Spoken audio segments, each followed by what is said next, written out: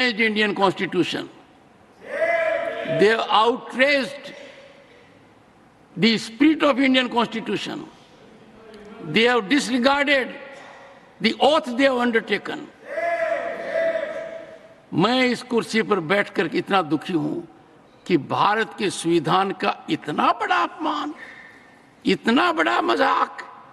भारत का संविधान हाथ में रखने की किताब नहीं है, जीने की किताब है। मैं आशा करता हूं कि वो आत्मचिंतन करेंगे, मंथन करेंगे, अपने दिल को टटोलेंगे और कर्तव्य पर आएंगे। माननीय प्रधानमंत्री जी,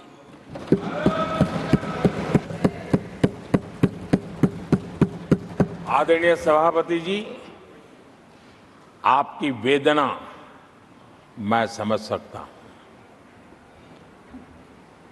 140 करोड़ देशवासियों ने जो निर्णय दिया है, जो जनादेश दिया है, इसे ये पचा नहीं पा रहे हैं और कल उनकी सारी हरकतें फेल हो गई। तो आज उनका वो लड़ाई लड़ने का भी हौसला नहीं था और इसलिए वो मैदान छोड़ करके भाग गए हैं। आदरणीय सभापति जी, मैं तो कर्तव्य से बंधा हुआ हूं और न ही मैं यहां कोई डिबेट पे स्कोर करने के लिए आया हूं। मैं तो देश का सेवक हूं, देशवासियों को मेरा हिसाब है। देश की जनता को मेरे पल पल का हिसाब देना, मैं उसे अपना कर्तव्य मानता हूं।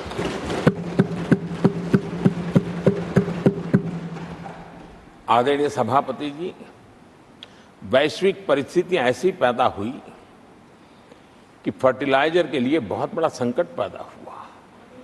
हमने देश के किसान को मुसीबत में नहीं आने दिया और हमने करीब करीब 12 लाख करोड़ रुपया फर्टिलाइजर में सब्सिडी दी है।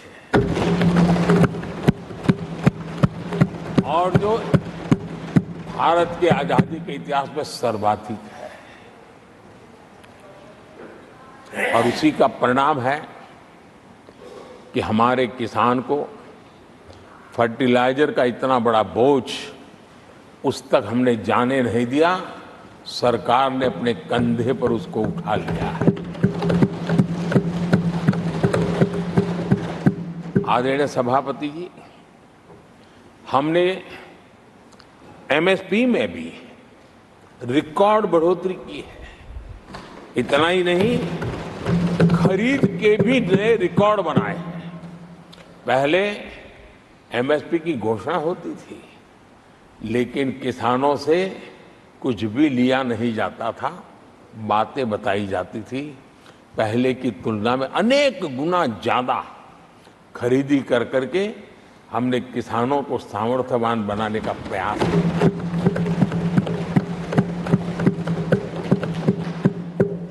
आदरणीय सभापति जी, 10 वर्षों में हमने कांग्रेस सरकार की तुलना में धान और गेहूं किसानों तक 2.5 गुना अधिक पैसा पहुंचाया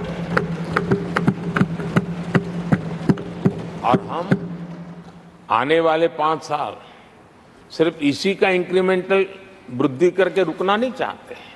हम नए नए क्षेत्रों को, उन कठिनाइयों का अध्ययन करके उसकी मुक्ति के लिए प्रयास कर रहे हैं।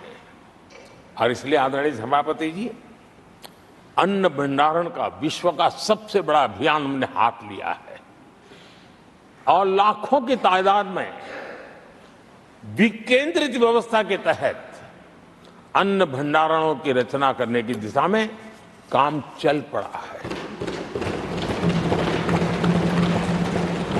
फल और सब्जी एक ऐसा क्षेत्र है, हम चाहते हैं किसान उस तरफ मुड़े और उसके भंडारण के लिए भी एक व्यापक इंफ्रास्ट्रक्चर की दिशा में हम काम कर रहे हैं। आदरणीय सभापति जी,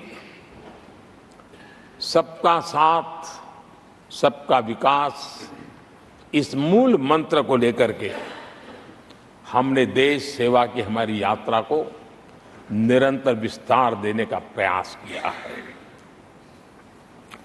देशवासियों को गरिमापूर्ण जीवन देना ये हमारी प्राथमिकता रही है। आजादी के बाद अनेक दशकों तक जिनको कभी पूछा नहीं गया, आज मेरी सरकार उनको पूछती तो है, उनको पूजती भी है।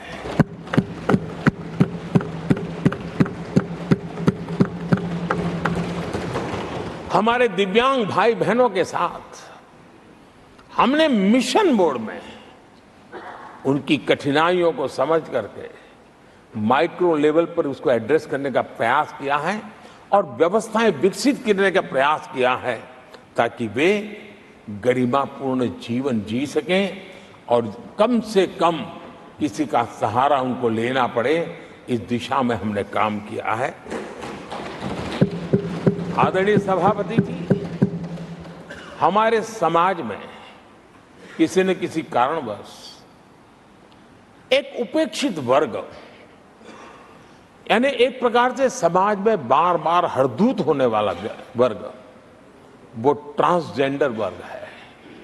हमारी सरकार ने ट्रांसजेंडर साथियों के लिए कानून बनाने का काम किया है और जब पश्चिम की दुनिया के लोग ये सुनते हैं तो उनको भी गर्व होता है। जब भारत इतना प्रोग्रेसिव है, भारत की तरफ बड़े गर्व की नजर से देखा जाता है।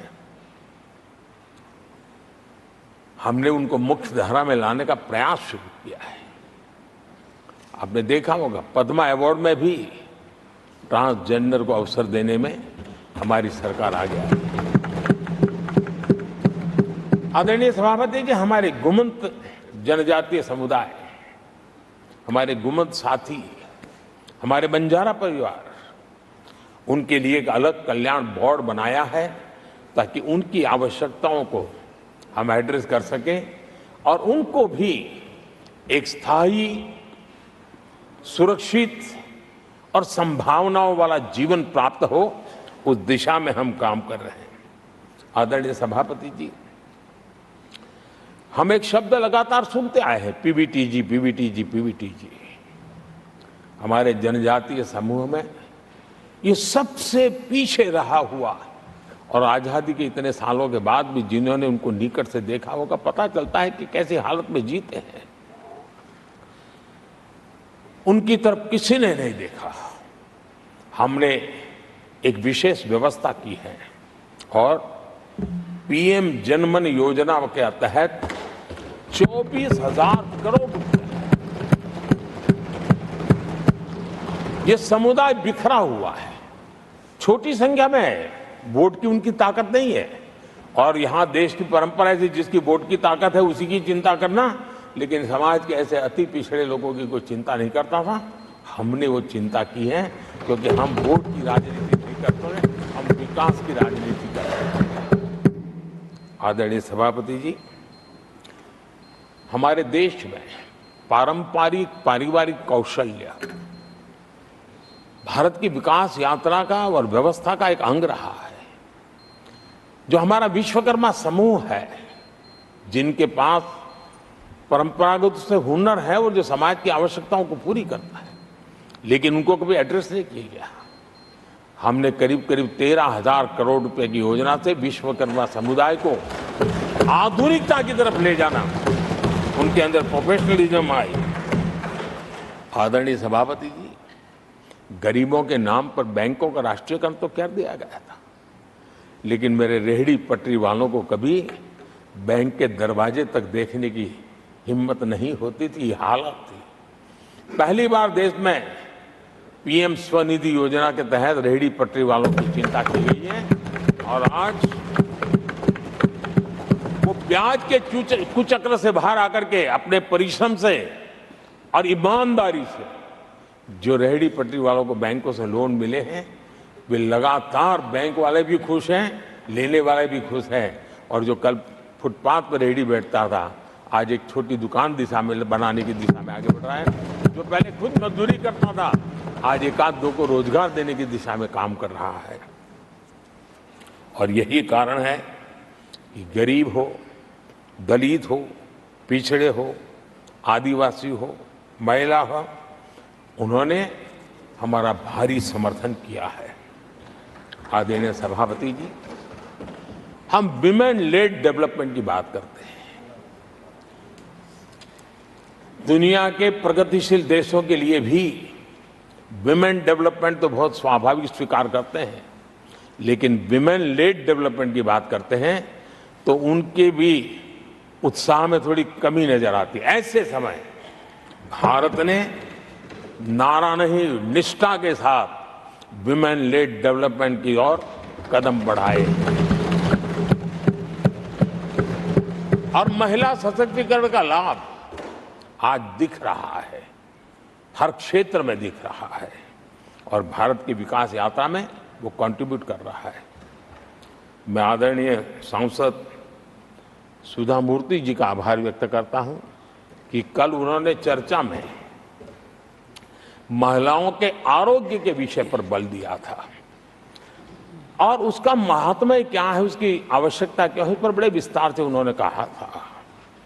और उन्होंने एक बात ये भी बड़ी इमोशनल बताई थी कि माँ अगर चली गई तो उसका कोई उपाय नहीं होता, फिर नहीं मिल सकती। ये भी बड़ी भावात्मकता से उन्होंने बताया था। विमेन हेल्थ, सैनिटेशन, वेलनेस पर हमने 10 वर्षों में एक प्रायोरिटी सेक्टर के लिए आपने काम किया है। आदरणीय सभापति जी, टॉयलेट हो, सैनिटरी पैड्स हो, गैस कनेक्शन हो, प्रेगनेंसी के दौरान वैक्सीनेशन की व्यवस्था हो और इसका फायदा हमारे देश की माताओं बहनों को मिला है। आदरणीय सभापति जी, आरोग्य के साथ साथ महिलाएं आत्मनिर्भर बने, उस दिशा में भी हम लगातार काम कर रहे हैं। बीते वर्षों में हमने जो 4 करोड़ घर बनाए हैं, उसमें से ज्यादातर घर हमने महिलाओं के नाम पर रखे। बैंकों में खाते खुलने से,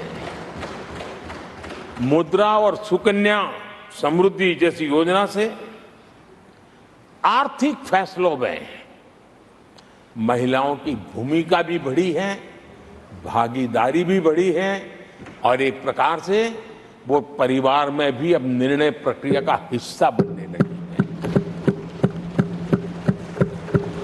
आदरणीय सभापति जी, विमेन सेल्फ हेल्प ग्रुप्स, उससे जुड़ी 10 करोड़ बहनें, उनका आत्मविश्वास तो बढ़ा ही बढ़ा है, उनकी आय भी बढ़ी है। अभी तक 1 करोड़ बहनें जो ये सेल्फ हेल्प ग्रुप में काम करती हैं, छोटा छोटा गांव में कारोबार करती है, मिल करके करती है, किसी गांव वालों की भी नजर नहीं जाती इनकी तरफ। आज मैं बड़े गर्व से कह सकता हूं कि उन्हीं में से 1 करोड़ बहनें लखपति दीदी बनी और हम आने वाले समय में ये आंकड़ा 3 करोड़ बहनों को लखपति दीदी बनाने की दिशा में बढ़ा रहे हैं। आदरणीय सभापति जी, सरकार का प्रयास है कि हर नए सेक्टर को हमारी महिलाएं लीड करें, वो अगुवाई करें, उस दिशा में हम प्रयास कर रहे हैं। नई टेक्नोलॉजी आती है, लेकिन महिलाओं के नसीब बहुत बहुत आखिर में आती है। हमारी कोशिश है कि नई टेक्नोलॉजी का पहला अवसर हमारी महिलाओं के हाथ लगे और वे इसको और इसी के तहत नमो ड्रोन दीदी ये अभियान बहुत सफलतापूर्वक आगे बढ़ा है और आज गांव में किसानों को मदद करने का टेक्नोलॉजी के माध्यम से काम गांव की हमारी महिलाएं कर रही और मैं जब उनसे बात कर रहा था मुझे कह रही है, अरे साहब हम तो कभी साइकिल भी नहीं चलाना जानते थे, आपने हमें पायलट बना दिया है और पूरा गांव हमें पायलट दीदी के नाम से जानने लगा। और इस गरिमापूर्ण बात उनके जीवन में आगे बढ़ने के लिए बहुत बड़ी ताकत बन जाता है, एक बहुत बड़ा ड्राइविंग फोर्स बन जाता है। आदरणीय सभापति जी, देश का दुर्भाग्य है कि ऐसे संवेदनशील मामलों में भी राजनीति जब होती है तब देशवासियों को, विशेषकर महिलाओं को अकल्प पीड़ा होती है। ये जो महिलाओं के साथ होते अत्याचार में विपक्ष का जो सिलेक्टिव रवैया है, ये सिलेक्टिव रवैया बहुत ही चिंताजनक है। आदरणीय सभापति जी, मैं आपके माध्यम से देश को बताना चाहता हूं, मैं किसी राज्य के खिलाफ नहीं बोल रहा हूं, न ही मैं कोई राजनीतिक स्कोर करने के लिए बोल रहा हूं, लेकिन कुछ समय पहले मैंने बंगाल से आई कुछ तस्वीरों को सोशल मीडिया पे वीडियो देखा। एक महिला को वहां सरेआम सड़क पर पीटा जा रहा है। वो बहन चीख रही है, लेकिन वहां खड़े हुए कोई उसकी मदद के लिए नहीं आ रहा है, वीडियो बनाने में लगे हुए हैं। और जो घटना संदेश खली में हुई, जिसकी तस्वीरें रोंगटे खड़े करने वाली है, लेकिन बड़े बड़े दिग्गज, मैं सुन रहा हूं कल से, इसके लिए पीड़ा उनके शब्दों में भी नहीं झलक रही है। इससे बड़ा शर्मिंदगी का दुखद चित्र क्या हो सकता है? और जो अपने आप को बहुत बड़े प्रगतिशील नारी नेता मानते हैं, वो भी मुंह पे ताले लगा करके बैठ गए, क्योंकि संबंध उनके राजनीतिक जीवन से जुड़े किसी दल से है या उस राज्य से है, और इसलिए आप महिलाओं पर हो रही पीड़ा को चुपचाप हो जाए। आदरणीय सभापति जी, मैं समझता हूं कि जिस प्रकार से दिग्गज लोग भी ऐसी बातों को नजरअंदाज करते हैं, तब देश को तो पीड़ा होती है, हमारी माताओं बहनों को ज्यादा पीड़ा होती है। आदरणीय सभापति जी, राजनीति इतनी सिलेक्टिव हो और जहां उनकी राजनीति को अनुकूल नहीं होता है तो इनको साफ सूंघ जाता है, ये बहुत चिंता का विषय है। आदरणीय सभापति जी, भारत की जनता ने तीसरी बार पूर्ण बहुमत की स्थिर सरकार चुनकर देश में तो स्थिरता और निरंतरता को तो आदेश दिया ही है, लेकिन इस चुनाव के नतीजों ने विश्व को आश्वस्त किया है। आदरणीय सभापति जी,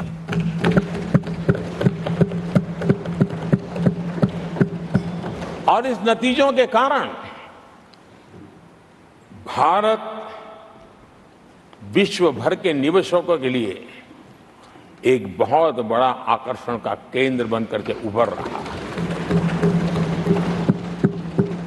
इफ्स और बट्स का समय पूरा हो चुका है और भारत में विदेश का निवेश भारत के नौजवानों के लिए रोजगार के नए अवसर लेके आता है।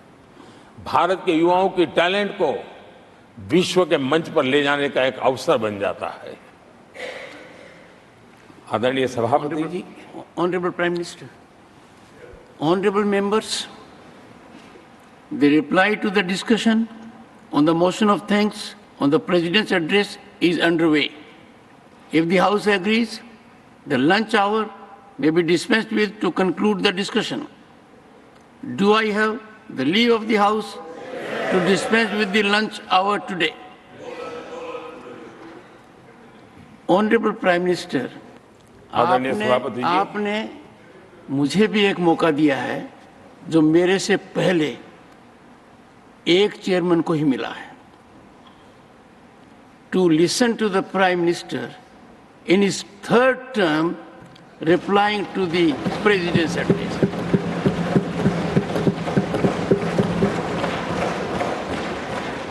और आपसे इंस्पिरेशन लेकर आप देखिए, टेबल के ऊपर हमने पुरुषों का 1/3 रिजर्वेशन कर दिया है।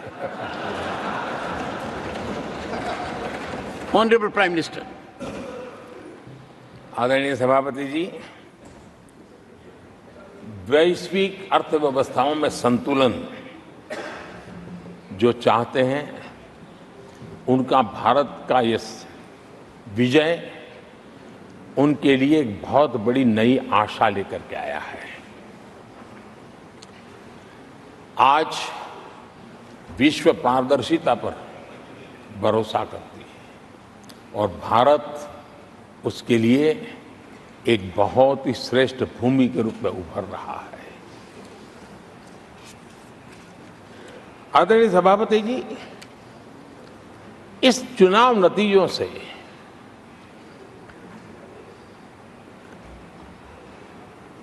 जो कैपिटल मार्केट है उसमें तो उछाल नजर आ ही रहा है, लेकिन दुनिया में भी बहुत बड़ा उमंग और आनंद का माहौल है। मैं अपने व्यक्तिगत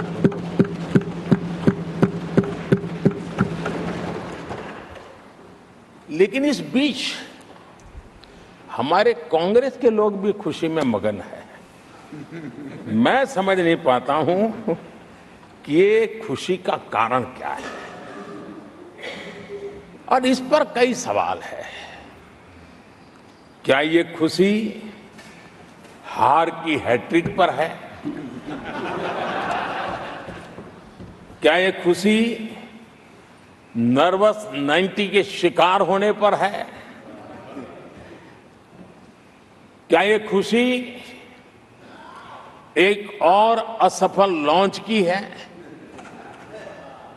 आदरणीय सभापति जी, मैं देख रहा था ये उत्साह उमंग से खड़गे जी भी बड़े नजर आ रहे थे,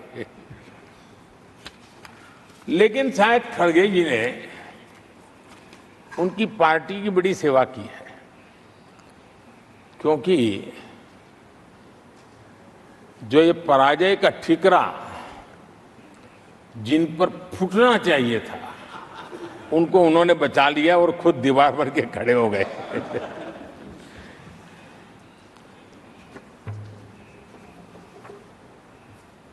और कांग्रेस का रवैया ऐसा रहा है कि जब जब ऐसी परिस्थिति आती है तो दलित को, पिछड़े को ही ये मार झेलनी पड़ती है और वो परिवार बच निकल जाता है। इसमें भी यही नजर आ रहा है। इन दिनों आपने देखा होगा लोकसभा में स्पीकर के चुनाव का मसला हुआ, उसमें भी पराजय तो तय थी, लेकिन आगे किसको किया? तो एक दलित को बड़ी चलाने के लिए खेल खेला उन्होंने। उनको मालूम था कि वो पराजित होने वाले हैं, लेकिन उन्हीं को आगे किया। राष्ट्रपति उपराष्ट्रपति पद के चुनाव थे तो 2022 में उन्होंने उपराष्ट्रपति पद के लिए सुशील कुमार शिंदे जी को आगे किया, उनको मरवा दिया। दलित मरे, उनका कुछ जाता नहीं है। 2017 में हार तय थी तो उन्होंने मीरा कुमार को लगा दिया, पराजय हुआ, उनको पराजय झेलना पड़ा। कांग्रेस की SC, ST, OBC ये विरोधी मानसिकता है, जिसके कारण ये पूर्व राष्ट्रपति श्री रामनाथ कोविंद जी का अपमान करते रहे।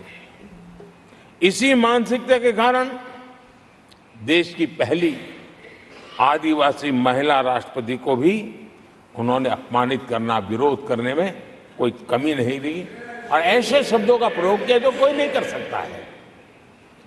आदरणीय सभापति जी, ये संसद, ये उच्च सदन सार्थक वाद विवाद संवाद और इस मनोमंथन में से अमृत निकाल करके देशवासियों देने के लिए है।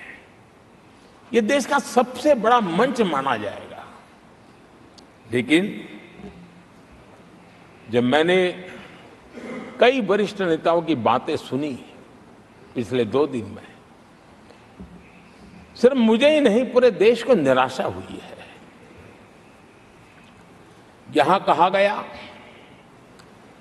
कि ये देश के इतिहास का पहला चुनाव था जिसका मुद्दा संविधान की रक्षा था। मैं जरा उन्हें याद कराना चाहता हूं, क्या अब भी ये फेक नैरेटिव चलाते रहोगे क्या? क्या आप भूल गए 1977 का चुनाव? अखबार बंद थे, रेडियो बंद थे, बोलना भी बंद था, और एक ही मुद्दे पर देशवासियों ने वोट किया था। लोकतंत्र की पुनर्स्थापना के लिए वोट किया था। संविधान की रक्षा के लिए पूरे विश्व में इससे बड़ा कोई चुनाव नहीं हुआ है। और भारत के लोगों की रगों में लोकतंत्र किस प्रकार से जीवित है, वो 1977 के चुनाव ने दिखा दिया। लेकिन आप गुमराह कर रहे हो देश को। मैं मानता हूं कि संविधान की रक्षा का वो सबसे बड़ा चुनाव था, और उस समय देश की विवेक बुद्धि ने संविधान की रक्षा के लिए उस समय सत्ता पर बैठे हुए लोगों को उखाड़ करके फेंक दिया था। और इस बार अगर संविधान की रक्षा का चुनाव था तो देशवासियों ने संविधान की रक्षा के लिए हमें योग्य पाया है। संविधान की रक्षा के लिए देशवासियों को हम पर भरोसा है। कहां अगर संविधान की रक्षा कोई कर सकता है तो यही लोग कर सकते हैं, और देशवासियों ने हमें जनादेश दिया है। आदरणीय सभापति जी,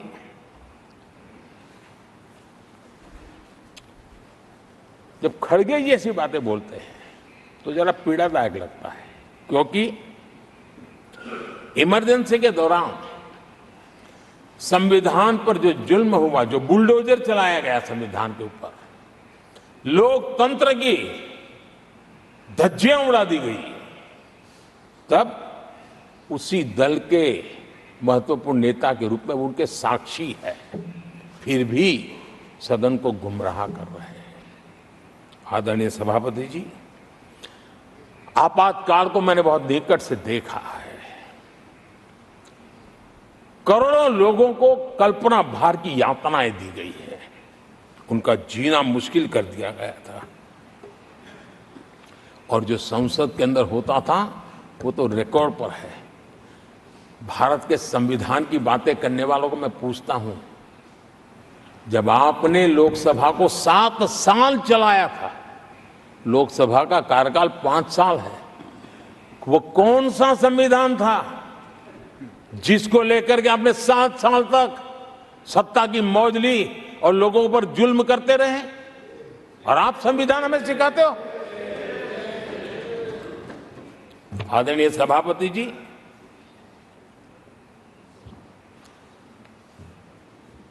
दर्जनों आर्टिकल्स पर, यानी संविधान की आत्मा को छिन्न विच्छिन्न करने का पाप इन्हीं लोगों ने उस कालखंड में किया था। 38वां, 39वां और 42वां संविधान संशोधन, और उस संशोधन में यानी मिनी कॉन्स्टिट्यूशन, यानी मिनी कॉन्स्टिट्यूशन के रूप में कहा जाता था। ये सब क्या था? आपके मुंह में संविधान की रक्षा शब्द शोभा नहीं देता है। ये पाप कर करके आप बैठे हुए लोग हो। इमरजेंसी में पिछली सरकार में 10 साल ये कैबिनेट में थे खड़गे जी, क्या हुआ था? प्रधानमंत्री संवैधानिक पद है, प्रधानमंत्री के पद के ऊपर एनएसी बैठ जाना, ये कौन से संविधान में से लाए थे व्यवस्था? किस संविधान में से बनाया था आप लोगों ने? आपने देश के प्रधानमंत्री पद की गरिमा को चकनाचूर कर दिया था और रिमोट पायलट बनकर के आप उसके माथे पर बैठ गए थे। कौन सा संविधान आपको अनुमति देता है?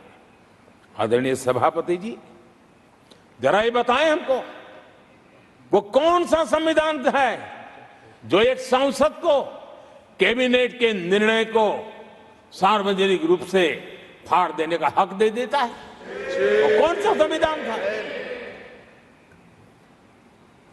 किस हैसियत से फाड़ा गया था? आदरणीय सभापति जी, हमारे देश में लिखित रूप में प्रोटोकॉल की व्यवस्था है। राष्ट्रपति, उपराष्ट्रपति, प्रधानमंत्री, स्पीकर सब कैसे कहां होते हैं? कोई मुझे बताएं कि संविधान की मर्यादाओं को तार तार करके प्रोटोकॉल में एक परिवार को प्राथमिकता कैसे दी जाती थी? कौन सा संविधान था? संवैधानिक पदों पर बैठे हुए लोगों बाद में, एक परिवार के लोग पहले। कौन सा संविधान की मर्यादा रखी थी आपने? और आज संविधान की बातें करते हैं, संविधान लहराते हैं, जय संविधान कहते हैं। अरे आप लोग तो India is Indira, Indira is India के नारे लगा करके जिए हो। आपको संविधान की कोई आदर भाव कभी व्यक्त कर नहीं पाए हो। आदरणीय सभापति जी, मैं बहुत गंभीरता से कह रहा हूं कि देश में कांग्रेस संविधान की सबसे बड़ी विरोधी है। उसके जहन में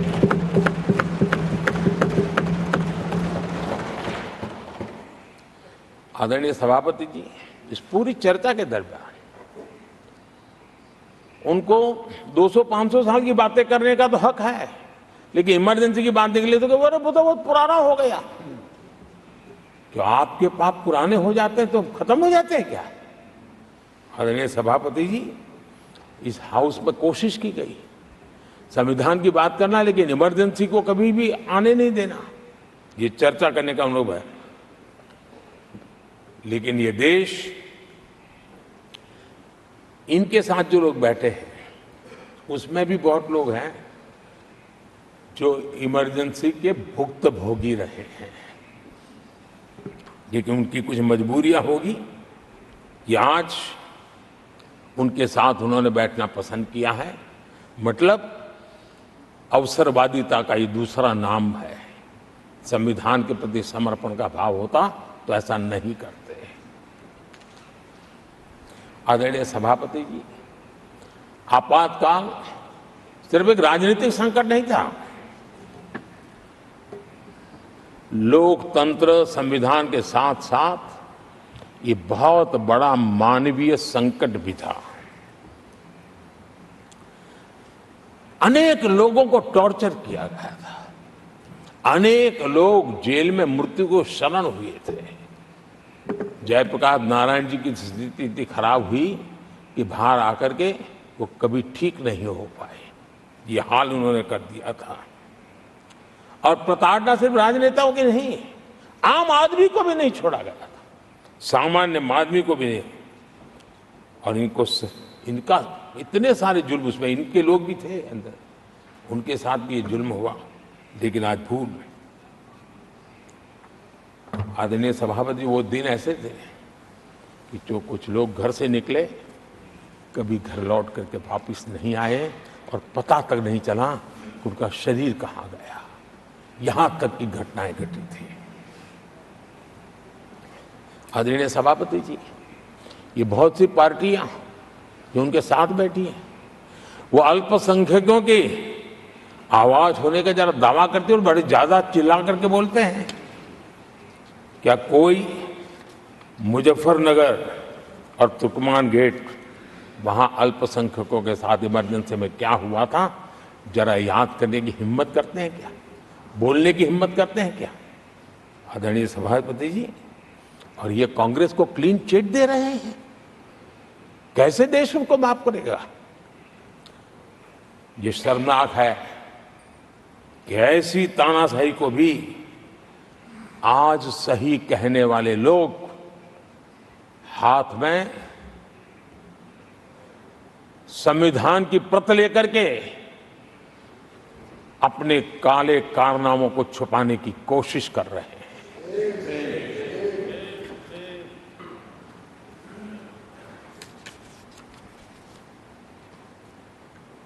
आदरणीय सभापति जी, उस समय कई अलग छोटे छोटे राजनीतिक दल थे, ये इमरजेंसी के खिलाफ लड़ाई के मैदान में उतरे थे और धीरे धीरे उन्होंने अपनी जमीन बनाई थी। आज वो कांग्रेस का सहयोग कर रहे हैं और मैंने कल लोकसभा में कहा था, अब कांग्रेस का परजीवी युग शुरू हुआ है। ये परजीवी कांग्रेस है, जहां वो खुद अकेले लड़े वहां उनका स्ट्राइक रेट शर्मजनक है और जहां किसी के सहारे, किसी के कंधे पर बैठने का मौका मिला, वहीं पर से बच करके आए हैं। देश की जनता ने आज भी उनको स्वीकार नहीं किया है, वो किसी की आड़ में आए हैं। ये कांग्रेस परजीवी है, किसी और के कारण सहयोगी दलों के वोट खा करके वो जरा फली फूली है ऐसा दिखता है। और कांग्रेस का परजीवी होने का कारण उनके अपने कारनामों से है। वो देश की जनता का विश्वास नहीं लेता है, वो जोड़ तोड़ करके बचने का रास्ता खोज रहे हैं। जनता जनार्दन का विश्वास जीतने के लिए इनके पास कुछ नहीं है, इसलिए फेक नैरेटिव के द्वारा, फेक वीडियो के द्वारा देश को भ्रमित करके, गुमराह करके अपने कारनामे करने की आदत है। आदरणीय सभापति जी, इस सदन में, ये उच्च सदन है, यहां विकास के विजन पर चर्चा होना स्वाभाविक अपेक्षित है, लेकिन भ्रष्टाचार के गंभीर आरोपों से घिरे लोग, ये कांग्रेस वाले भ्रष्टाचारी बचाओ आंदोलन चलाने लग गए हैं बेशर्मी के साथ। जिनको सजाएं मिली है भ्रष्टाचार में, इनके साथ तस्वीरें निकालने में उनको मजा आ रहा है। पहले ये लोग हमको पूछते थे, बातें तो बड़ी करते थे, भ्रष्टाचारियों पर कार्रवाई क्यों नहीं होती है? और जब भ्रष्टाचारी जेल जा रहे हैं तो हंगामा कर रहे हैं। क्या आप लोगों को जेल क्या भेज रहे हो? आदरणीय सभापति जी, यहां चर्चा के दौरान केंद्र की जांच एजेंसियों पर आरोप लगाए गए हैं। जांच एजेंसियों का ये सरकार दुरुपयोग कर रही है, ऐसा कहा गया है। आदरणीय सभापति जी, अब आप मुझे बताइए, भ्रष्टाचार करे आप, शराब घोटाला करे आप, बच्चों के क्लास के बनाने में घोटाला करे आप, पानी तक में घोटाला करे आप, आपकी शिकायत करे कांग्रेस, आपको कोर्ट में घसीट करके ले जाए कांग्रेस, और अब कार्रवाई हो तो गाली दे मोदी को।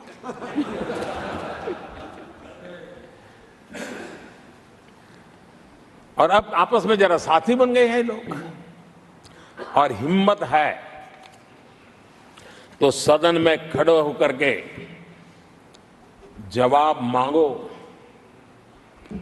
कांग्रेस पार्टी से मैं आप वालों से कहता हूं, कांग्रेस भी बताएं कि आपने प्रेस कॉन्फ्रेंस करके आपके घोटालों के इतने सारे सबूत देश के सामने रखे थे। कांग्रेस ने प्रेस कॉन्फ्रेंस की थी, इन्हीं लोगों के खिलाफ की थी। अब ये बताएं कि ये जो उन्होंने सबूत प्रेस कॉन्फ्रेंस करके सारी फाइलें बताई थी, क्या वो सबूत सच्चे थे या झूठे थे? दोनों एक दूसरे को खोल करके रख देंगे। आदरणीय सभापति जी, मुझे विश्वास है ऐसी चीजों का जवाब देने की उनके अंदर हिम्मत नहीं है। आदरणीय सभापति जी, ये ऐसे लोग हैं जिनका डबल स्टैंडर्ड है, दोहरा रवैया है। और मैं देश को बार बार ये बात याद दिलाना चाहता हूं, ये कैसा दोगलापन चल रहा है।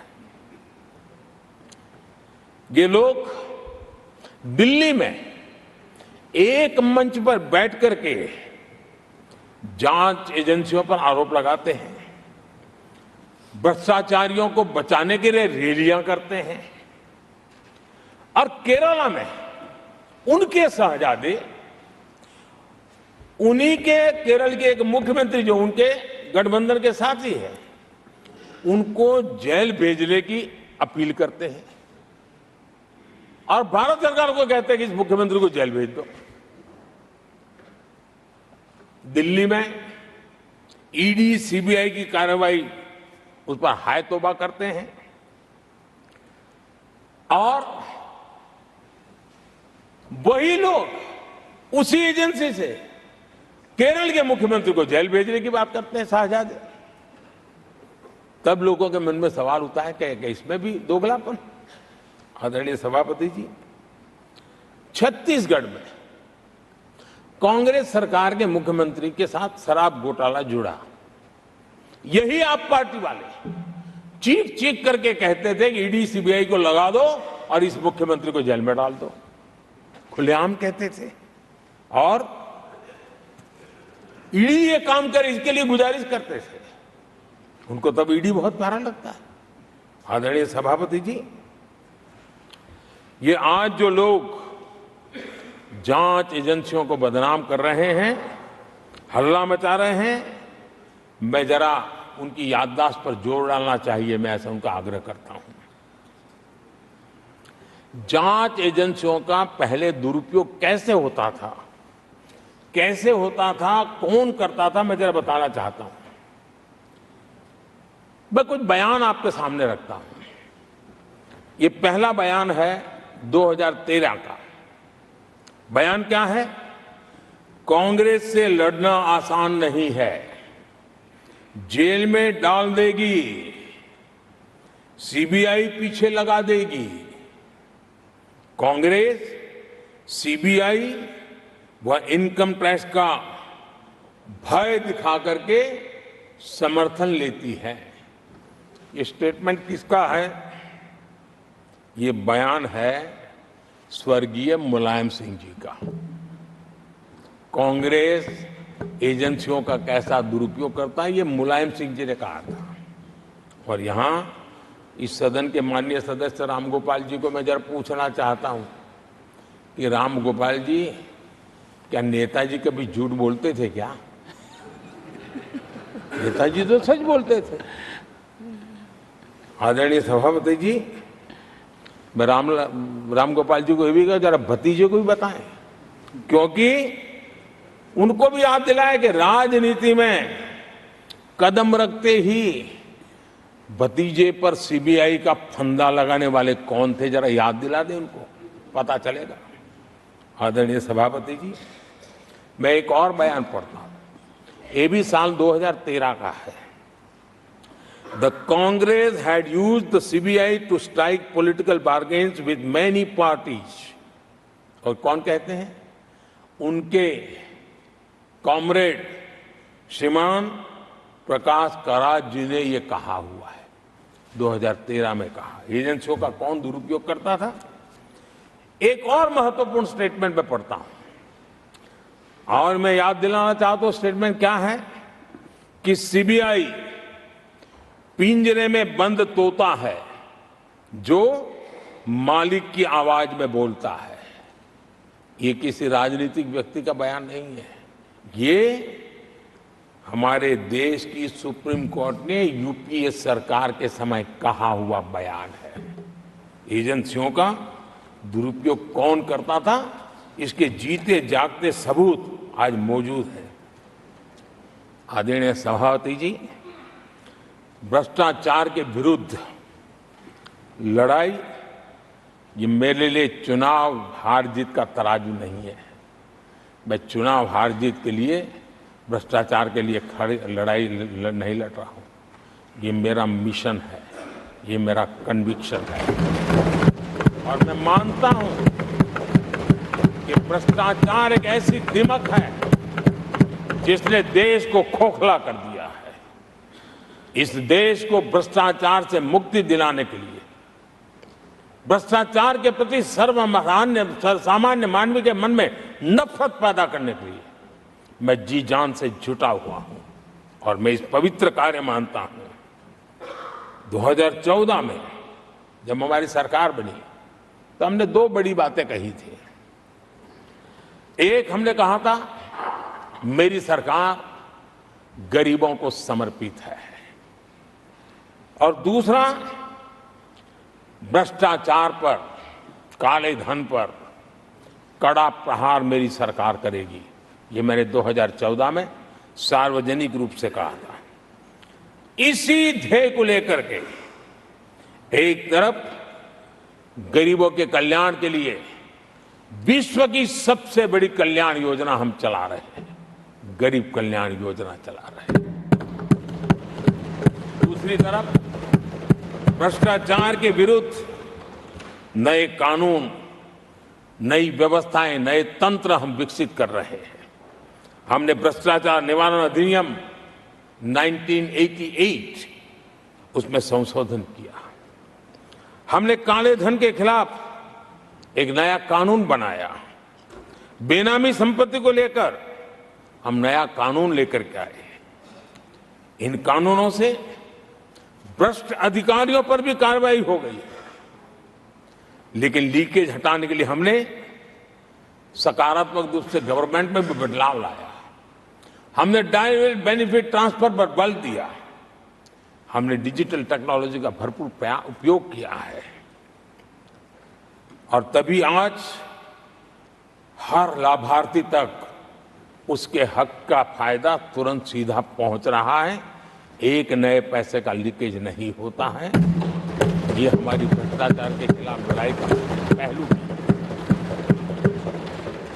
और जब सामान्य नागरिक को ये व्यवस्थाएं मिलती है तब उसका लोकतंत्र पे भरोसा बढ़ता है, उसको सरकार में अपनापन महसूस होता है, और जब अपनापन महसूस होता है ना, तब तीसरी बार बैठने का मौका मिलता है।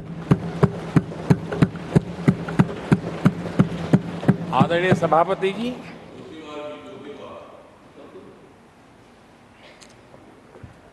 मैं निसंकोच रूप से कहना चाहता हूं, लाग लपेट नहीं रखता हूं, और मैं देशवासियों को भी कहना चाहता हूं कि मैंने एजेंसियों को भ्रष्टाचार और भ्रष्टाचारियों पर कड़ों से कठोर कार्रवाई करने के लिए खुली छूट दे के रखी है।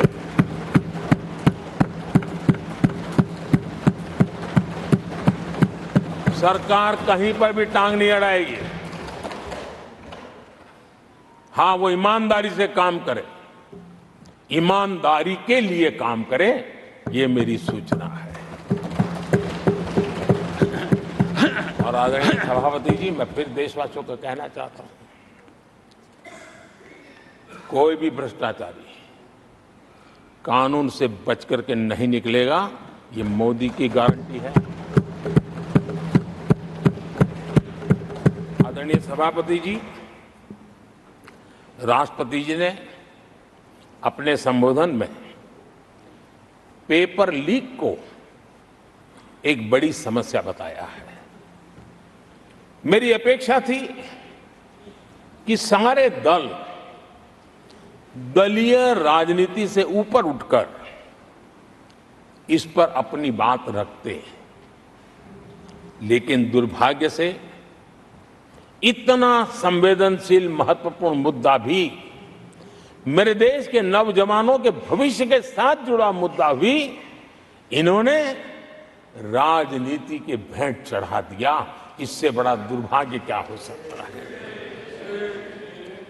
मैं देश के नौजवानों को आश्वस्त करता हूं कि आपको धोखा देने वालों को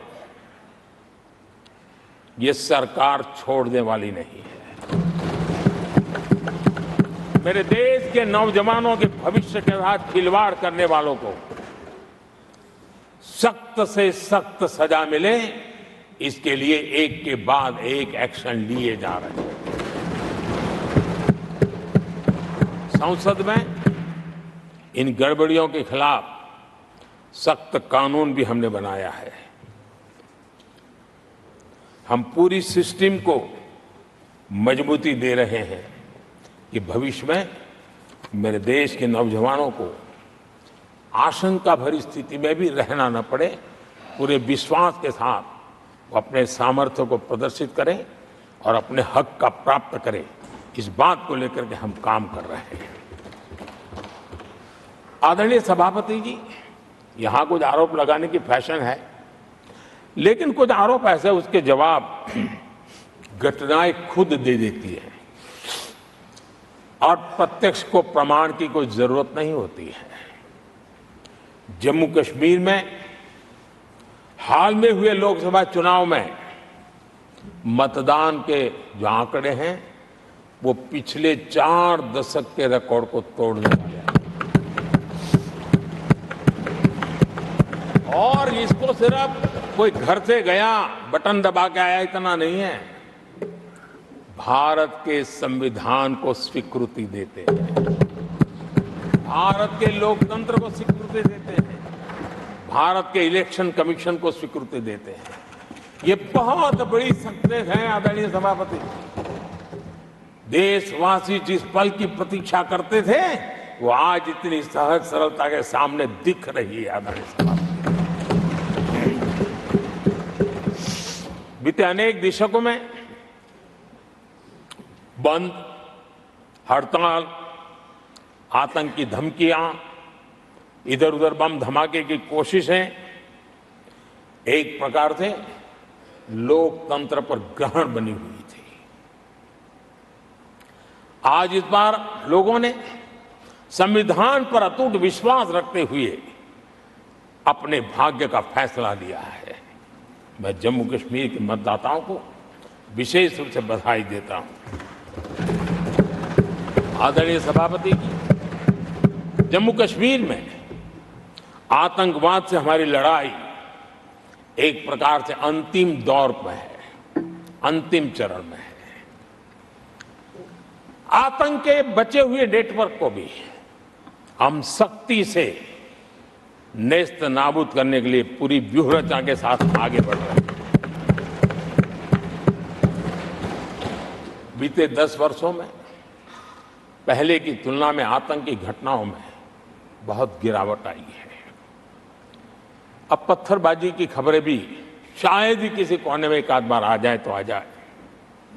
अब जम्मू कश्मीर में आतंक और अलगाव खत्म हो रहा है और इस लड़ाई में जम्मू कश्मीर के नागरिक हमारी मदद कर रहे हैं, नेतृत्व कर रहे हैं। ये सबसे ज्यादा विश्वास पैदा करने वाली बात है। आज वहां टूरिज्म नए रिकॉर्ड बना रहा है, निवेश बढ़ रहा है। आदरणीय सभापति जी, आज जो नॉर्थ ईस्ट को लेकर सवाल उठाते हैं, उन्होंने नॉर्थ ईस्ट को अपने हाल पर छोड़ के रखा था, क्योंकि उनकी जो चुनावी हिसाब किताब होता है, नॉर्थ ईस्ट से इतनी ही लोकसभा की सीटें हैं, क्या उससे राजनीति में फर्क पड़ता है? कभी कोई परवाह नहीं की, उसे उनके नसीब पर छोड़ दिया था। हम नॉर्थ ईस्ट को आज देश के विकास का एक सशक्त इंजन बनाने की और हम ताकत से लगे। नॉर्थ ईस्ट पूर्वी एशिया के साथ ट्रेड, टूरिज्म और कल्चरल कनेक्टिविटी उसका गेटवे बन रहा है।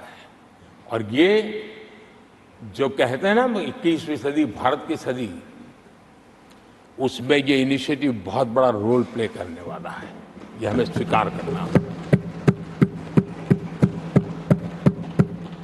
आदरणीय सभापति जी, हमने नॉर्थ ईस्ट में गत 5 वर्ष में जो काम किया है, और अगर पुराने कांग्रेस के हिसाब से साथ उसको अगर तुलना कर दी जाए, हमने जितना काम 5 साल में किया है, इतना अगर उनको करना होता ना तो कम से कम 20 साल लग जाते, एक पीढ़ी और चली जाती।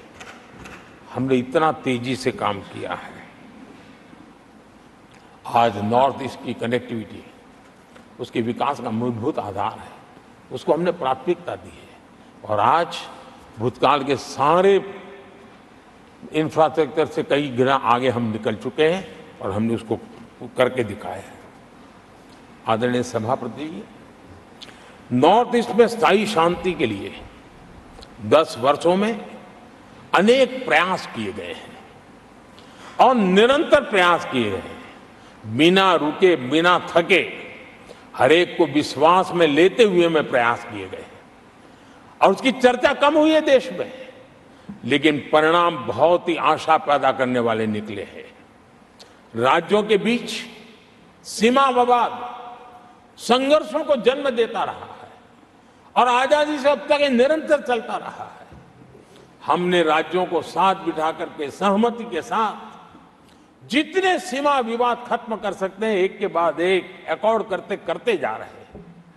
रिकॉर्डेड है, सहमति की रिकॉर्ड है और उसके लिए जो सीमाओं में किसी को उधर जाना है, किसी को यहां आना है, कहीं रेखा यहां बनानी, कहीं रेखा वहां, वो सारे काम कर चुके हैं। आदरणीय सभापति जी, ये नॉर्थ ईस्ट की बहुत बड़ी सेवा है। हिंसा से जुड़े संगठन, जो हथियारबंद गिरोह थे, जो वहां लड़ाई लड़ते रहते थे, अंडरग्राउंड रह के लड़ाई लड़ते थे, हर व्यवस्था को चुनौती देते थे, हर काउंटर ग्रुप को चुनौती देते थे, खून खराबा होता रहता था। आज उनको साथ लेकर के स्थायी समझौते हो रहे हैं, शस्त्र सरेंडर हो रहे हैं। जो गंभीर गुनाह के अंदर हैं वो जेल जाने के लिए तैयार हो रहे हैं, अदालत को फेस करने के लिए तैयार हो रहे हैं। न्याय तंत्र के प्रति भरोसा बढ़ना, संविधान के प्रति भरोसा बढ़ना, भारत के लोकतंत्र के प्रति भरोसा बढ़ना, भारत के गवर्नमेंट की रचना पे भरोसा करना, ये इसमें से अनुभव होता है और आज हो रहा है। आदरणीय सभापति जी, मणिपुर के संबंध में मैंने पिछले सत्र में विस्तार से बात कही थी, लेकिन आज मैं फिर से एक बार दोहराना चाहता हूं। मणिपुर की स्थिति सामान्य करने के लिए सरकार निरंतर प्रयासरत है। वहां जो कुछ भी घटनाएं घटी, 11,000 से ज्यादा एफआईआर की गई है। मणिपुर छोटा सा राज्य है, 11,000 एफआईआर की गई है।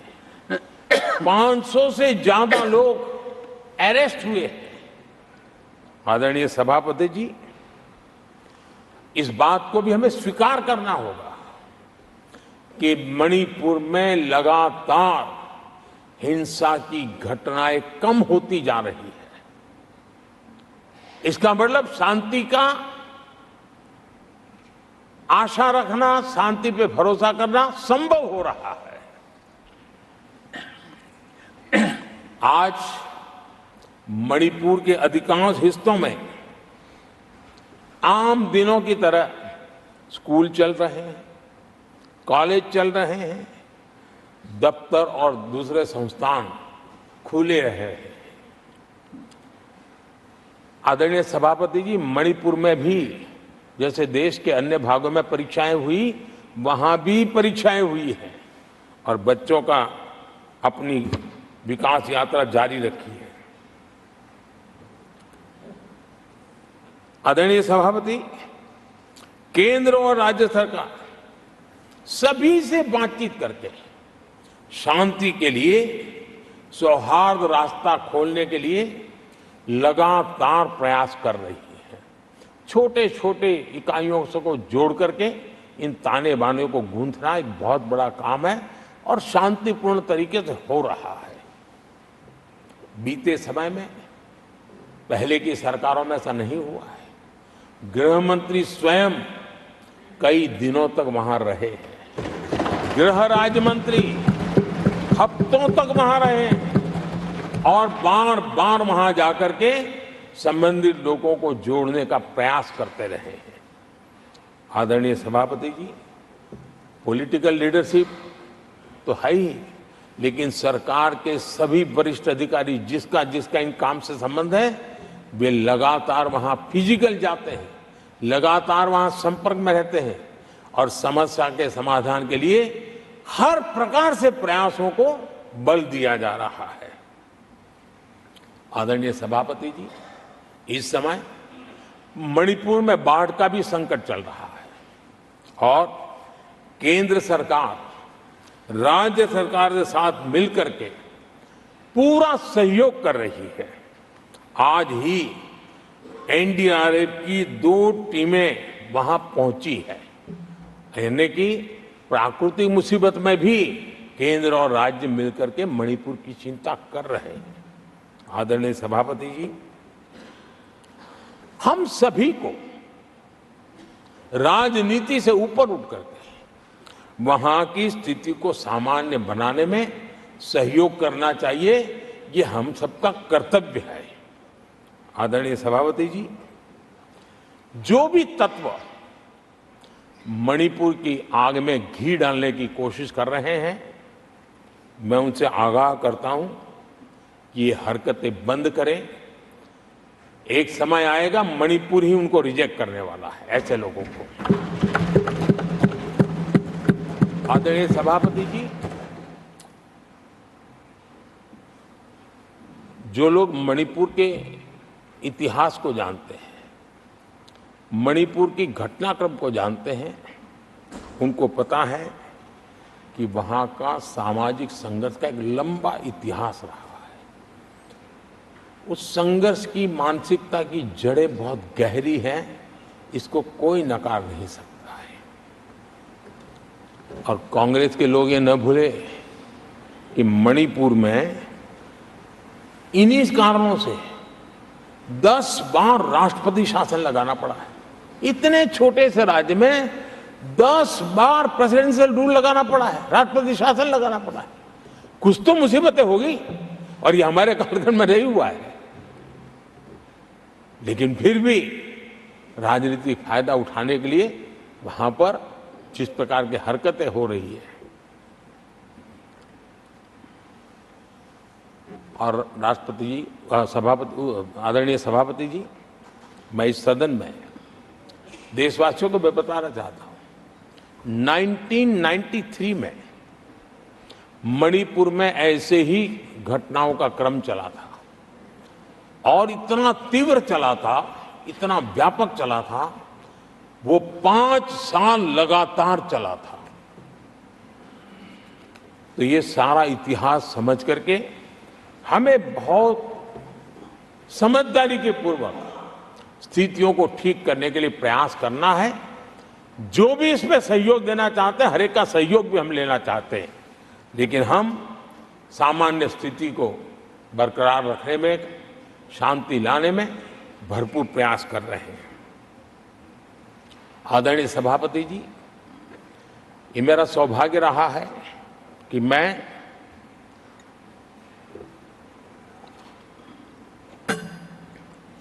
प्रधानमंत्री प्रधान सेवक के रूप में यहां आया। उसके पहले लंबे अरसे तक मुझे मुख्यमंत्री के रूप में सेवा करने का अवसर मिला था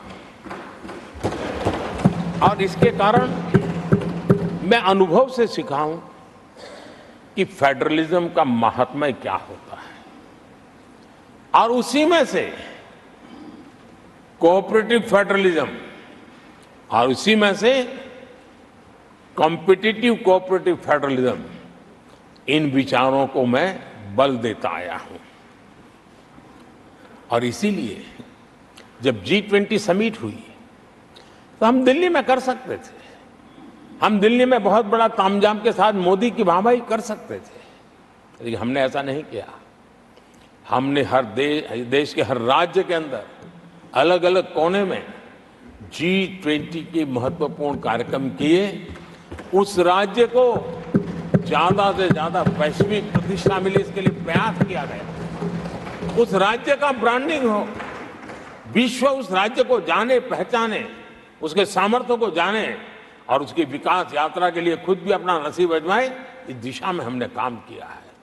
क्योंकि हम जानते हैं कि फेडरलिज्म के और रूप होते हैं।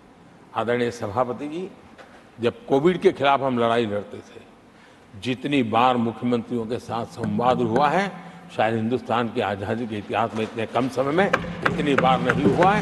हमने किया। आदरणीय सभापति जी, ये सदन एक प्रकार से राज्यों से जुड़ा हुआ सदन है और इसलिए राज्यों के विकास के कुछ फोकस एरिया, उसकी चर्चा इस सदन में करना मैं उचित मानता हूं और मैं कुछ आग्रह भी साझा करना चाहता हूं। आज हम एक ऐसी स्थिति में हैं जहां हम अगली क्रांति का नेतृत्व कर रहे हैं। इसलिए सेमीकंडक्टर्स और इलेक्ट्रॉनिक मैन्युफैक्चरिंग जैसे सेक्टर्स में हर राज्यों ने बड़ी प्राथमिकता से साथ अपनी नीतियां बनानी चाहिए, योजनाओं लेकर के आगे आना चाहिए। और मैं चाहता हूं कि राज्यों के बीच विकास की स्पर्धा हो, निवेश आकर्षण करने वाली नीतियों में स्पर्धा हो और वो भी गुड गवर्नेंस के माध्यम से हो, स्पष्ट नीतियों के माध्यम से हो। मैं पक्का मानता हूं कि आज जब विश्व भारत के दरवाजे पर दस्तक दे रहा है तब हर राज्य के लिए अवसर है और जब ये राज्यों से जुड़ा हुआ सदन है तो मैं आग्रह करूंगा राज्यों से कि आप आगे आइए और विकास की यात्रा में आप भी उसका फायदा उठाइए। रोजगार सृजन में इस राज्यों के बीच स्पर्धा क्यों न होनी चाहिए? फलाने राज्य की उस नीति के कारण उस राज्य में नौजवानों को इतना रोजगार मिला, तो दूसरा राज्य का है तुम्हारी नीति में मैंने +1 कर दिया तो मुझे ये फायदा मिला। रोजगार के लिए राज्यों के बीच में स्पर्धा क्यों नहीं होनी चाहिए? मैं समझता हूं कि ये देश के नौजवानों के भाग्यों को बदलने में बहुत काम आएगा। आज नॉर्थ ईस्ट में, असम में सेमीकंडक्टर पर तेज गति से काम चल रहा है और इससे असम, नॉर्थ ईस्ट, वहां के नौजवानों को बहुत ही फायदा होने वाला है और साथ साथ देश को भी फायदा होने वाला है। और नॉर्थ ईस्ट की धरती, क्योंकि एक राज्य सरकार जब एग्रेसिवली नीतियों को लेकर के आती है तो उसका, आदरणीय सभापति जी, यूएन ने 2023 को ईयर ऑफ मिलेट्स के रूप में घोषित किया था। ये भारत की अपनी खुद की ताकत है। मिलेट्स हमारे छोटे किसानों की ताकत है और जहां कम पानी है, जहां सिंचाई की सुविधाएं नहीं है, वहां पर मिलेट्स, जो कि एक सुपर फूड है, मैं मानता हूं कि राज्य इसके लिए आगे आए, अपने अपने राज्य के इस सुपर फूड को, मिलेट्स को लेकर के वैश्विक बाजार में जाने की योजना बनाए। उसके कारण दुनिया के हर टेबल पर हिंदुस्तान का मिलेट होगा, डाइनिंग टेबल पर, और हिंदुस्तान के किसान के घर में दुनिया से कमाने का अवसर पैदा हो जाएगा। भारत के किसान के लिए समृद्धि के नए द्वार खुल सकते हैं। मैं राज्यों से आग्रह करूंगा कि आप आइए। आदरणीय सभापति जी, दुनिया के लिए न्यूट्रिशन मार्केट, इसका सॉल्यूशन भी हमारे देश के मिलेट में है। ये सुपर फूड है और जहां पर न्यूट्रिशन की चिंता है वहां पर हमारा मिलेट बहुत बड़ा काम कर सकता है। हम इस आरोग्य की दृष्टि से भी वैश्विक मंच पर ले जाने के लिए हमारे राज्य आगे आए, अपनी एक पहचान बनाए। आदरणीय सभापति जी, 21वीं सदी में ईज ऑफ लिविंग, ये सामान्य मानवीय का हक है और मैं चाहता हूं कि राज्य सरकार अपने यहाँ के नीति, नियम, व्यवस्थाएं उस प्रकार से विकसित करें ताकि सामान्य नागरिक को ईज ऑफ लिविंग का अवसर मिले। और इस सदन से राज्यों को अगर वो संदेश जाता है तो देश के लिए उपयोगी होगा। आदरणीय सभापति जी, भ्रष्टाचार के खिलाफ जो हमारी लड़ाई है उसको हमें कई स्तरों पर नीचे ले जाना पड़ेगा और इसलिए चाहे पंचायत हो, नगरपालिका हो, महानगर पालिका हो, तहसील पंचायतें हो, जिला परिषद हो, ये सारी इकाइयों में एक ही मिशन के साथ भ्रष्टाचार से मुक्ति का राज्य अगर बीड़ा उठाएंगे तो हम बहुत तेजी से देश के सामान्य मानवी को जो भ्रष्टाचार से जूझना पड़ता है उससे मुक्ति दिला सकते हैं। आदरणीय सभापति जी, समय की मांग है कि हमारे यहाँ एफिशिएंसी अब होती है चलती है का जमाना चला गया है। 21वीं सदी में भारत को अगर भारत की सदी के रूप में अपने आप को प्रस्तावित करना है तो हमारे गवर्नेंस के मॉडल में, हमारे डिलीवरी के मॉडल में, हमारे निर्णय प्रक्रिया के मॉडल में एफिशिएंसी बहुत अनिवार्य है। मैं आशा करता हूं कि सर्विस की स्पीड बढ़ाने में, निर्णयों की स्पीड बढ़ाने में एफिशिएंसी की दिशा में काम होगा। और जब इस प्रकार से काम होते हैं तो ट्रांसपेरेंसी भी आती है, इफ्स एंड बर्ड्स भी नहीं रहते हैं और सामान्य मानवीय के हकों की रक्षा भी होती है और ईज ऑफ लिविंग इसका एहसास हर नागरिक कर सकता है।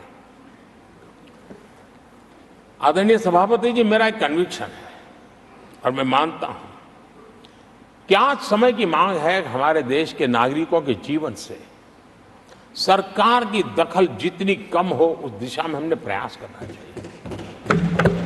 रोजमर्रा की जिंदगी में सरकार सरकार सरकार, अब हम उस दिशा में जा रहे हैं। तब हां, जिनको सरकार की जरूरत है, जिनके जीवन में सरकार की उपयोगिता आवश्यकता है, उनके जीवन में सरकार का अभाव नहीं होना चाहिए। लेकिन जो अपने बलबूते पर जीवन को आगे बढ़ाना चाहते हैं, सरकार का प्रभाव उनके रोकने का प्रयास न करें और इसलिए सरकार की दखल जितनी कम हो वैसी समाज और सरकार की व्यवस्थाओं को विकसित करने के लिए मैं राज्यों से आग्रह करता हूं कि आप आगे आइए। आदरणीय सभापति जी, क्लाइमेट चेंज के कारण प्राकृतिक आपदाओं की स्थिति बढ़ती जा रही है और वो किसी को एक कोने में करने वाला काम नहीं होता है। हमने सामूहिक रूप से मिलकर के काम करना होगा। राज्यों ने अपने सामर्थ्य बढ़ाना होगा ताकि प्राकृतिक आपदाओं को हम पूरा, पीने के पानी की व्यवस्था वो भी उतना ही महत्व देना होगा, सामान्य मानवीय को आरोग्य की सेवा वो भी उतना ही महत्व देना होगा। और मैं मानता हूं कि हमारे राज्यों में राजनीतिक इच्छा शक्ति के साथ इन मूलभूत कामों की दिशा में हमारे राज्य जरूर जुड़ेंगे। आदरणीय सभापति जी, ये दशक और ये सदी भारत की सदी है, लेकिन भूतकाल हमें कहता है कि अवसर तो पहले भी आए थे, लेकिन हम अपने ही कारणों से अपने अवसरों को खो चुके थे। अब हमें अवसर खोने की गलती नहीं करनी है। हमें अवसरों को ढूंढना है, हमें अवसरों को जकड़ना है और अवसरों के सहारे हमें अपने संकल्पों को सिद्ध करना है, उस दिशा में जाने का। इससे बड़ा कोई समय नहीं हो सकता है जो समय आज भारत के पास है, 140 करोड़ देशवासियों के पास है, विश्व के सबसे युवा आबादी वाले देश के पास है। और इसको जो देश हमारे साथ आजाद हुए थे वो हमसे आगे निकल चुके हैं,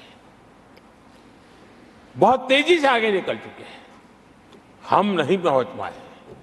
हमें इस स्थिति को बदलना है और इस संकल्प को लेकर के हमें जिन देशों ने 80 के दशक में रिफॉर्म्स किए, वे आज बहुत तेजी से एक विकसित देश के रूप में खड़े हो गए हैं।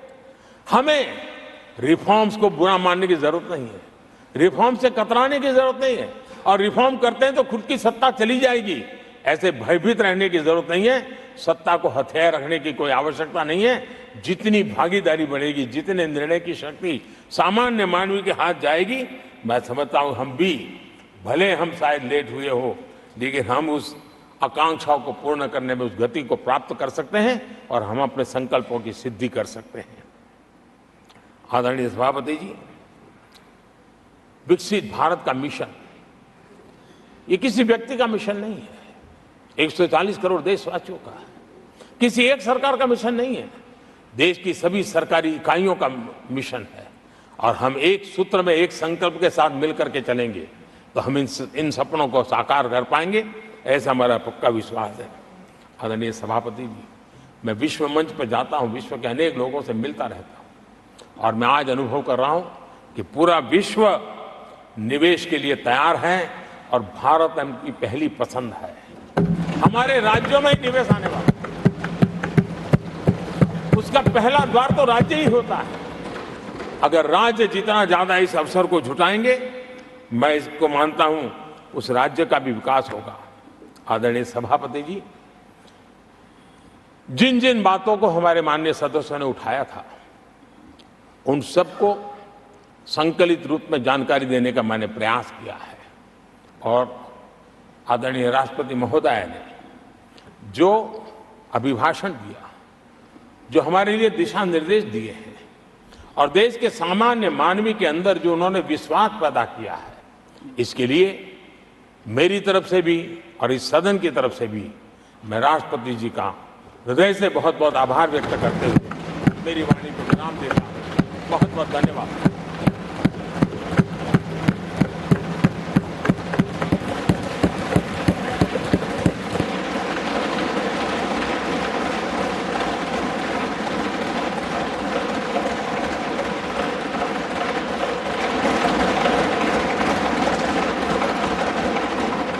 I shall now put the motion to vote. The question is that an address be presented to the President in the following terms: that the members of the Rajya Sabha assembled in this session are deeply grateful to the President for the address which he has been pleased to deliver to both houses of Parliament assembled together on June 27, 2024. Those in favor will please say aye. Aye. Those against will please say no. I think the ayes have it, the ayes have it, the ayes have it. The motion is adopted.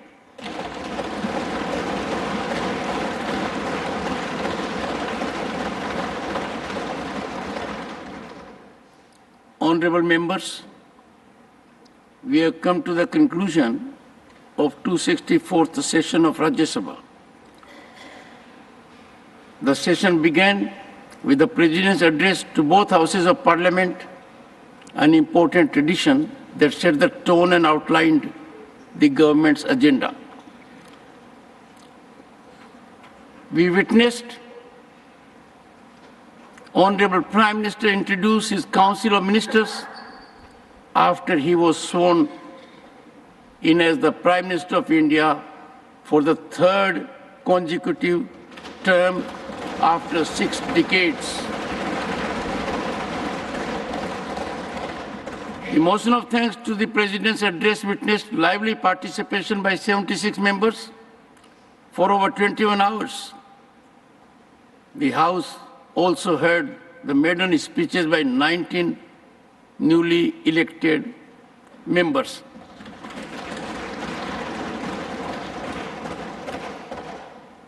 The Honorable Prime Minister gave a spirited address while participating in the debate.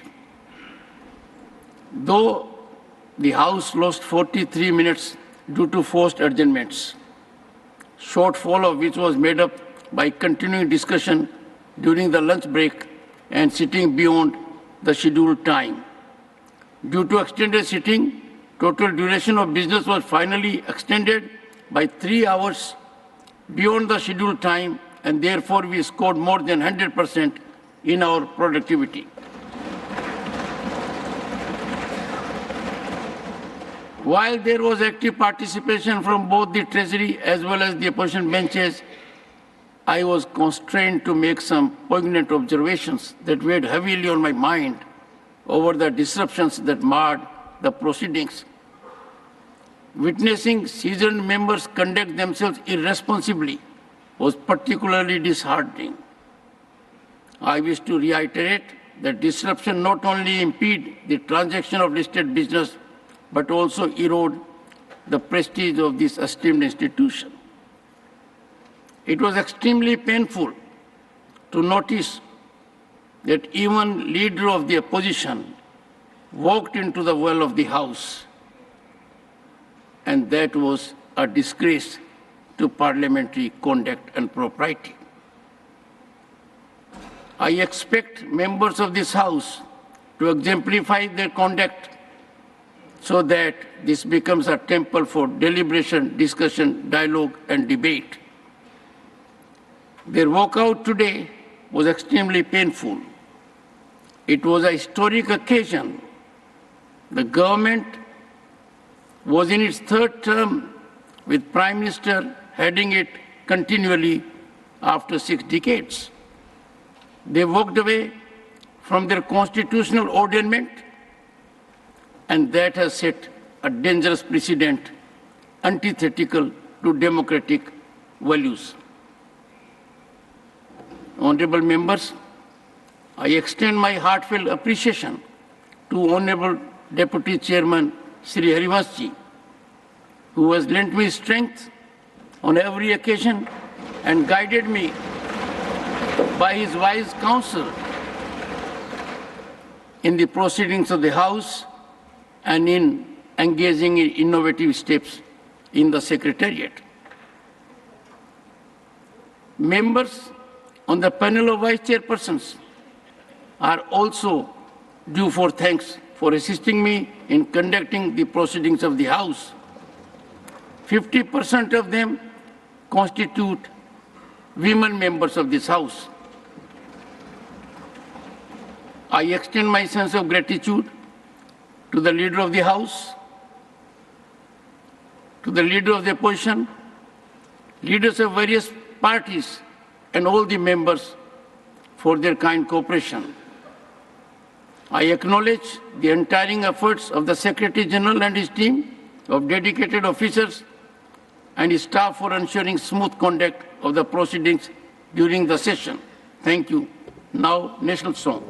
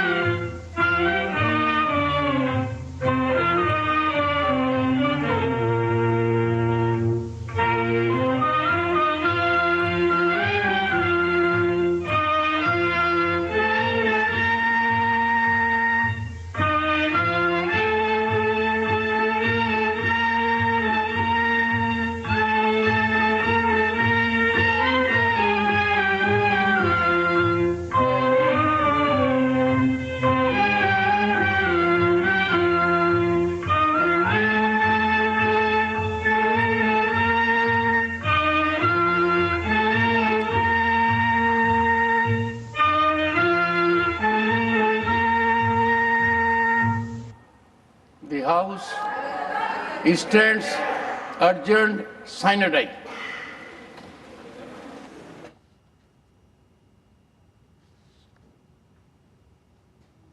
You're watching Prime Minister Narendra Modi's reply to the debate on the motion of thanks on the President's address in the Rajya Sabha, the upper house of India's parliament. He said that in history of the nation, after many decades, people have voted in favor of a government for the third consecutive term. And with that, it's a wrap on this edition of DD India Live.